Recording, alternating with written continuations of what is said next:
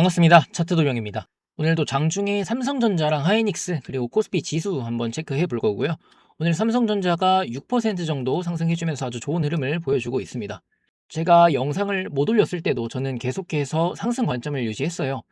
우선 120선 밟고 나서 위로 긴 꼬리를 달아줬지만 오늘 꼬리 잡아먹으면서 양봉을 만들어줬죠. 삼성전자는 지금 자리에서 추가 상승이 나오게 된다면 28만 7천 원 선에서 저항을 맞을 수가 있습니다. 이 자리를 잘 체크하시면 될 것 같아요. 삼성전자는 이미 상승 추세를 이탈했기 때문에 빠르게 집어넣는 게 좋고요. 우선 상승 추세 안으로 집어넣기 전까지는 수급 쏠림이 어느 정도 있을 거다라고 생각을 하시면 됩니다. 지수가 많이 빠졌기 때문에 지수를 우선 끌어올려 주는 게 첫 번째예요. 이걸 하려면 결국에는 삼성전자, 하이닉스가 가야겠죠. 얘네가 가고 나면 두 번째는 순환매가 필요합니다. 순환매가 왜 필요할까요? 지수를 올릴 때 삼전 익스를 썼어요. 얘네 둘이 시총이 크다 보니까 삼전 익스를 올리게 되면 자연스럽게 지수는 따라 올라가게 되겠죠. 이후에 지수를 받쳐주기 위해서 그리고 수급 쏠림을 방지하기 위해서 순환매를 돌려주는 거예요. 한쪽만 이렇게 커지는 게 아니라 고루고루 모든 방향에서 커지게 되면은 한쪽이 쪼그라들더라도 괜찮습니다. 나름 탄탄하다는 거예요. 이런 흐름을 보여줘야 지수가 안정적으로 올라갈 수 있다는 겁니다. 그래서 순환매가 필요하다고 할 수 있겠고요. 그러면 순환매는 어떤 종목들을 봐야 되느냐? 제가 계속 말씀드리지만 외국인 비중에 대해서 집중을 하셔야 됩니다. 우선 이 정도 말씀드리고 들어가도록 할게요. 하이닉스 보도록 하겠습니다. 하이닉스는 채널 하단에서 반등 나오면서 오늘 3.8% 상승 중에 있는데요. 바닥 구간에서 거래량 많이 터졌고요. 고점에서 터진 거래량보다 훨씬 많이 터진 모습이죠. 그리고 하이닉스에서 집중을 해봐야 될 것은 외국인 보유 비중입니다. 하단에 보시면 이게 외국인 보유 비중인데 상당히 많이 올라왔죠. 바닥이 대략 50% 정도가 됐는데 지금 52% 정도까지 비중을 늘려둔 상태입니다. 이렇게 하이닉스가 어느 정도 끌어올려주면서 상승 추세를 이탈하지 않아야 삼성전자랑 코스피가 같이 따라갈 수가 있는 거예요. 하이닉스는 상단 저항 채널의 0.25 구간이 210만원 정도가 됩니다. 이 구간을 잘 봐주셔야 되고요. 여기에서 저항 맞고 충분히 내려올 수가 있겠죠. 웬만하면 한 번에 강하게 돌파해주고 미들라인까지 붙여보는 게 좋습니다. 1시간봉으로 이동했는데요. 우선 210만원 구간에 있는 저항, 여기 횡보했던 구간 하단 구간이 되겠죠. 그리고 매물대의 하단 구간이라고도 할 수 있습니다. 여기에서 올라가게 되면 채널의 미들라인이 250만원 정도가 되는데 그 구간이 244만원, 이전에 있었던 저항들과도 겹치는 자리고요. 매물대의 상단 구간이라고 할 수가 있겠죠. 250만원부터는 개인의 물량이 많기 때문에 저항이 강하다고 할 수가 있어요. 웬만하면 여기를 돌파해 주는 것보다는 맞고서 내려오면서 다시 상승 채널 안에서 노는 게 좋다고 할 수 있습니다.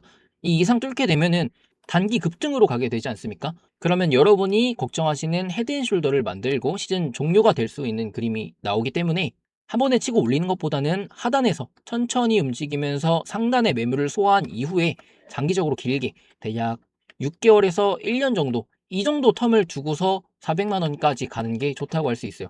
물론 가지고 계신 분들은 단기간에 빠르게 치고 올라가는 걸 원하십니다. 하이닉스를 많이 가지고 계신 분들 혹은 위에 물려 계신 분들도 있기 때문에 이번 급등에 새로 시장에 들어오신 분들 말고 기존에 주식하시던 분들은 삼전 한익만 들고 계신 게 아니지 않습니까? 다른 종목도 많이 들고 계시죠. 그 종목들이 같이 올라가기 위한 순환매가 나오기 위해서는 수급을 다 잡아먹으면서 끝까지 치고 올리는 게 아니라 적당히 추세를 깨지 않을 정도만 올려주는 게 좋아요.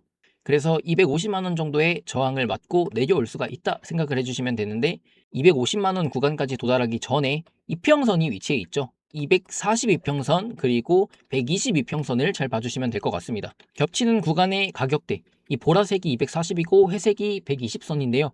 대략 230만원 정도를 생각해 주시면 될 것 같아요. 이렇게 해서 저항을 정리해 보면 210만원, 230만원, 250만원 세 구간을 생각해 볼 수가 있겠죠. 세 구간 어디에서 저항을 맞을지 모르지만 제 개인적인 생각으로는 210만원에서 저항 맞는 게 가장 베스트라고 할 수가 있습니다.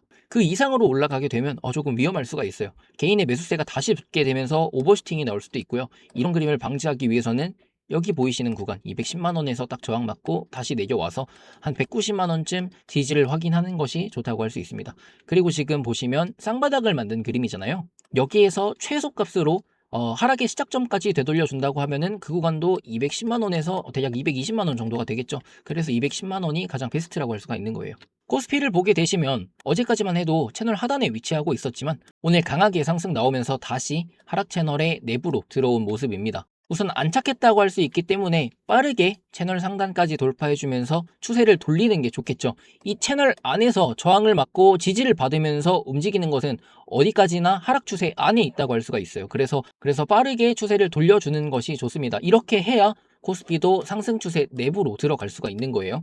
채널 상단선 부근에 검은색 이평선 그리고 회색 이평선이 위치하고 있습니다. 검은색은 482평선이고 회색은 122평선이죠. 이 122평선은 이렇게 내려올 것이고 482평선은 이런 식으로 이동을 할 겁니다.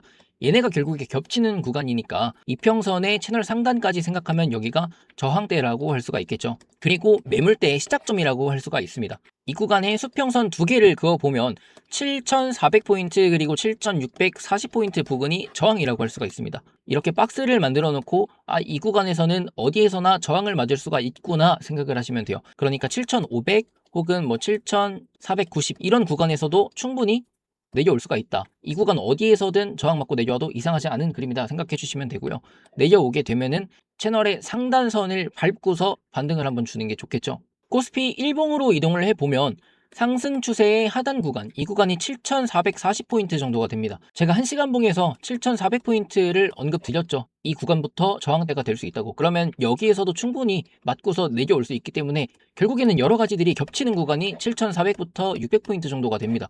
맞고 내려오고 맞고 내려오고 어느 정도 횡보를 해주다가 한번 빠르게 치고 올리는 거죠. 그때 미들라인까지 붙이고 저항 맞고 내려오면서 상승 채널 내부로 복귀하게 되면은 예쁜 상승 추세가 만들어질 수 있습니다. 우선 장중이라 간단하게 정리를 해드렸는데 여러분 지지랑 저항에 관해서 그렇게 어렵게 생각 안 하셔도 됩니다. 이렇게 선 하나가 있으면 여기를 못 뚫으면 저항이 되겠죠. 돌파하면은 저항을 돌파하는 거지 않습니까? 여태까지 못 뚫었던 구간. 그러면 이 구간을 돌파하기 위해서 돈을 쓴 거잖아요. 쉽게 말해서 평단이 이 구간이라고 생각을 하시면 돼요. 주가가 다시 내려오게 되면은 다시 본인들이 돈 쓴 구간을 방어하려고 하겠죠. 여기가 그럼 결국에는 지지선이 되는 겁니다. 이래서 지지랑 저항이 바뀌는 거예요.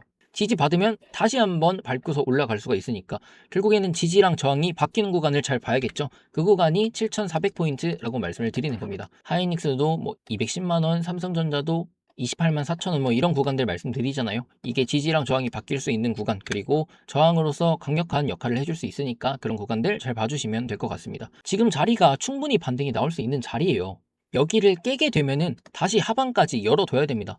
방금 저항선 지지선에 대해서 말씀을 드렸잖아요. 여기가 지지선이니까 이탈하게 되면은 다시 올라갈 때 저항이 될 수가 있겠죠.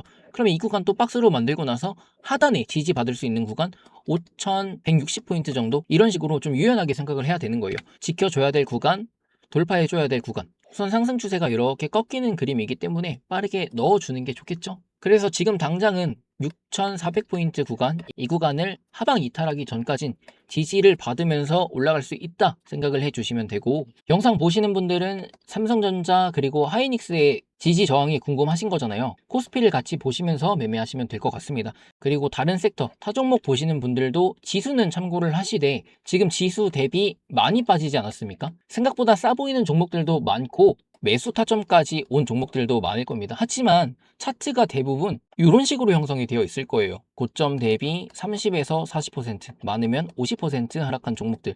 당장 사기는 부담스럽죠.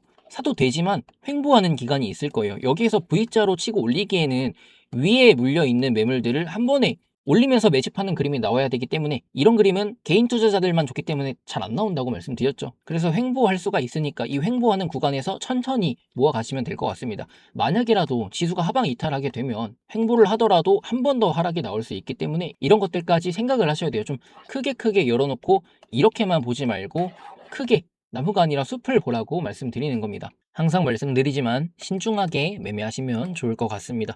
그리고 다음 영상으로는 나스닥, 비트코인, 마이크론 이런 식으로 묶어서 또 영상 만들어 보도록 할 거예요. 이번 채널을 좀 여러 가지 분야로 키워보려고 하니까 혹시 보고 싶으신 종목들이나 혹은 관심 있으신 분야들 의견 남겨주셔도 좋을 것 같습니다. 그리고 장 끝나고 나면 마감 시황까지 한번 진행해 보려고 합니다. 마감 시황에서는 코스닥도 포함이 될 거니까 왜 코스닥은 안 해주시나요? 댓글 안 남기셔도 돼요. 코스닥, 코스피 같이 묶어서 마감 시황까지 해드리도록 할 거예요. 이번 영상은 여기까지 하고 마치도록 하겠습니다. 시청해주셔서 감사합니다.